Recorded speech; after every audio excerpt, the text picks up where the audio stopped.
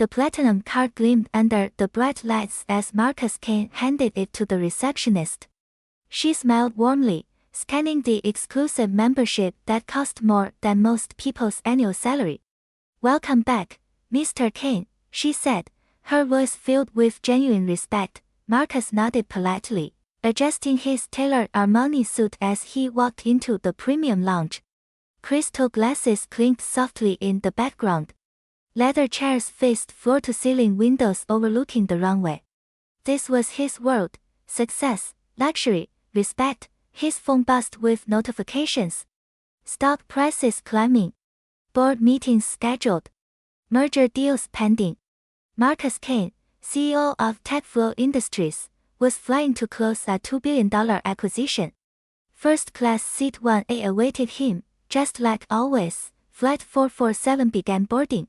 Marcus walked confidently down the jet bridge, his leather briefcase in hand. The aircraft gleamed with polished surfaces and premium fixtures. He found Seat 1A, settled in, and buckled his seatbelt. "Excuse me, sir." Flight attendant Sarah Mitchell stood in the aisle, her smile forced and uncomfortable. "I need you to move to coach." Marcus looked up, confused. "I'm sorry, what?" "This passenger," Sarah gestured to a middle-aged white man behind her, "Mr. Richardson is our platinum member. He needs this seat." "I have Seat EA." Marcus held up his boarding pass, the first-class designation clearly printed. "I paid for this seat." Sarah's voice grew sharper. "Sir, you need to move. Now." Passengers began pulling out phones. Cameras started recording. Marcus felt the familiar sting of discrimination cutting through his expensive suit like a blade through silk. "I am not moving from my assigned seat." Marcus's voice remained calm but firm. He pulled out his identification. "Marcus Kane, CEO of TechFlow Industries." Sarah barely glanced at his credentials. "Security," she called loudly. Two airport security officers rushed down the aisle. Their hands moved to their radios. "Sir, you need to come with us," the taller officer commanded. "For what?" "Sitting in my purchased seat." "Disrupting airline operations," Sarah stated coldly. The officers grabbed Marcus's arms. Passengers gasped, phones capturing every moment. Marcus didn't resist as they dragged him from the aircraft, his dignity stripped away in front of dozens of witnesses. The plane door slammed shut behind him. Outside, Marcus straightened his suit jacket. His jaw clenched. They had no idea who they just ejected. Within hours, the videos went viral. Social media exploded with hashtags. But the real shock came when news outlets began digging deeper into Marcus Kane's identity. Breaking news. The CNN anchor announced. The man forcibly removed from Skyline Airways Flight 447 is Marcus Kane, CEO of Aerotech Solutions, the largest competitor to Skyline Airways. Corporate headquarters buzzed with panic. Skyline's CEO, David Wells, watched the footage in horror. His company had just humiliated the head of their biggest rival on camera. Marcus sat in his private office, his legal team assembled around the mahogany conference table. Attorney Lisa Chen spread documents across the surface. "We have them, Marcus. Discrimination lawsuit.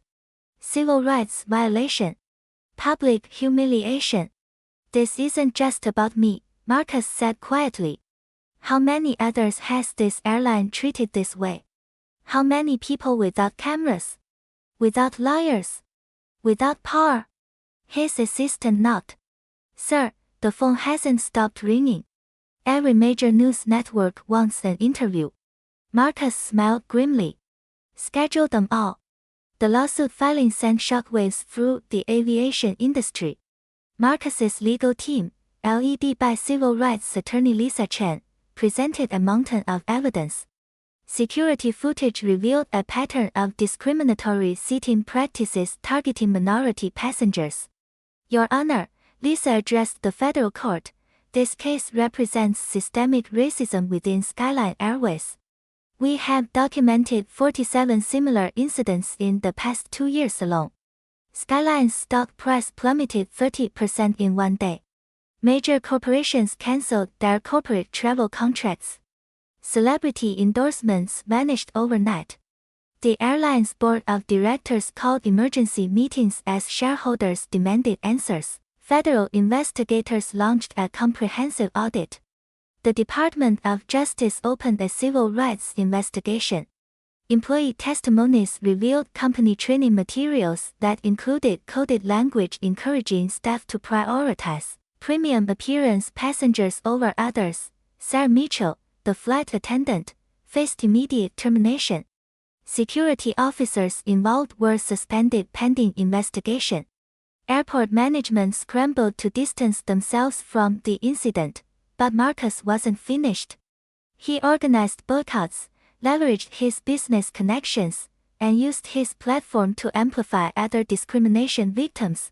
Skyline Airways found themselves fighting battles on multiple fronts: legal, financial, and public relations disasters that threatened their very existence.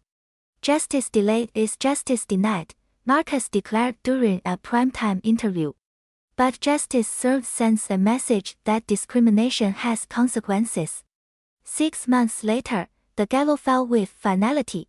The federal court awarded Marcus Kane and 47 other discrimination victims a record-breaking $4.2 billion settlement.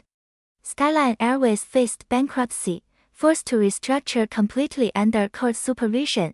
Marcus stood outside the courthouse, microphones thrust toward him. This victory belongs to everyone who has ever been judged by their skin color rather than their character, he announced. The settlement money funded the Kane Foundation for Civil Rights.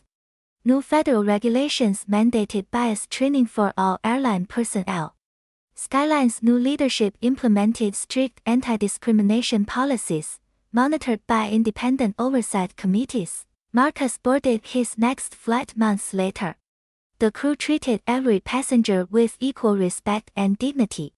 He smiled, knowing that his moment of humiliation had created lasting change for millions of travelers. Sometimes justice comes with wins,